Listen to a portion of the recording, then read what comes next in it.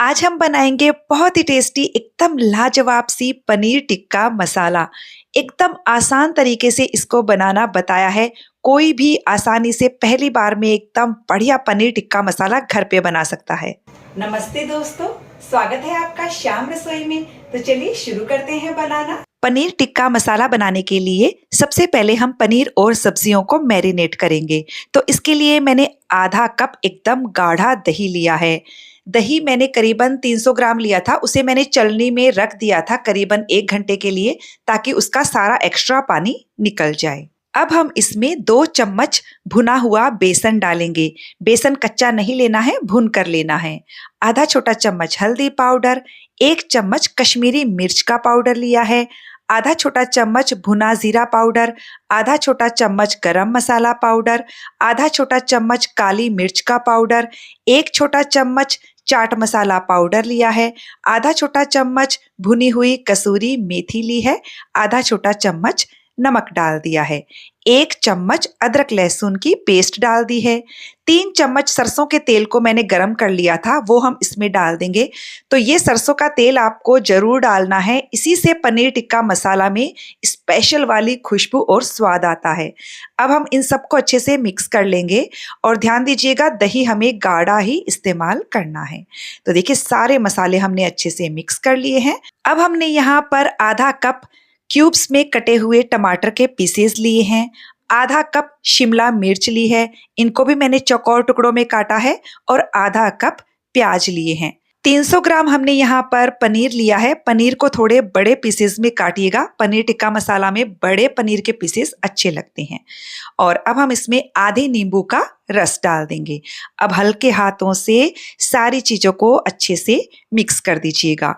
थोड़े से मसाले वगैरह इस सब्जी में ज़्यादा जाते हैं, लेकिन बनाना बहुत आसान है और बहुत जल्दी बनकर ये तैयार हो जाती है। और मिक्स होने के बाद हम इसे 20 मिनट के लिए ढककर रख देते हैं। 20 मिनट के बाद हमने एक पैन लिया है, इसमें 2 चम्मच तेल डाल देंगे। तेल हल्का सा गर्म हो गया है, फ्लेम को मीडियम पर रखिए और ये सारा मैरिनेटेड पनीर और सब्जियों को पैन में डाल देंगे और 7 से 8 मिनट के लिए मीडियम फ्लेम पर हम इन सबको फ्राई करेंगे। मैं आपको सबसे आसान वाला तरीका बता रही हूँ, जिससे आप घर में कभी भी पनीर टिक्का मसाला बनाकर इंजॉय कर सकते हो। और ये देखिए 8 से 9 मिनट के लिए मैंने इन सबको फ्राई किया और कितना बढ़िया से ये सब फ्राई हो गया है। आप इसे ऐसे भी इंजॉय कर सकते हो, पर हम इसकी सब्जी बनाएंगे। तो इसके लिए कढ़ाई में मैंने 3 बड़े चम्मच तेल गरम होने के लिए रख दिया है। तेल के गरम होते ही इसमें 1 छोटा चम्मच जीरा डालेंगे। 2 मीडियम साइज के बारीक कटे हुए प्याज लिए हैं। प्याज को हम मीडियम हाई फ्लेम पर तब तक भुनेंगे जब तक कि ये पूरी तरह से सॉफ्ट नहीं हो जाते हैं और इनका हल्का गोल्डन ब्राउन कलर नहीं आ जाता है। ये देखिए प्याज का हल्का सा कलर चेंज हो गया है। तो अब हमने यहाँ पर 1 चम्मच अदरक लहसुन की पेस्ट डाल दी है और धीमी आंच करके हम इसे भी 2-3 मिनट के लिए भून लेंगे, ताकि इनका कच्चापन भी बढ़िया से निकल जाएगा। और ये देखिए प्याज अदरक लहसुन सब अच्छे से भुन गए हैं और प्याज का हल्का सा ब्राउन कलर भी हो गया है। अब हम इसमें मसाले डालेंगे। आधा छोटा चम्मच हल्दी पाउडर, 1 छोटा चम्मच कश्मीरी मिर्च का पाउडर, 1 छोटा चम्मच धनिया पाउडर, आधा छोटा चम्मच भुना जीरा पाउडर। अब हम इन मसालों पर थोड़ा सा पानी डाल देंगे, हल्का गर्म पानी। और अब हम मसालों को तब तक भुनेंगे जब तक कि मसालों के किनारों से तेल अलग ना होने लग जाए। और ये देखिए मसाले अच्छे से भुन गए हैं, तेल अलग होने लगा है। तो अब हमने यहाँ पर 2 मीडियम साइज के टमाटर को पीस कर लिया है।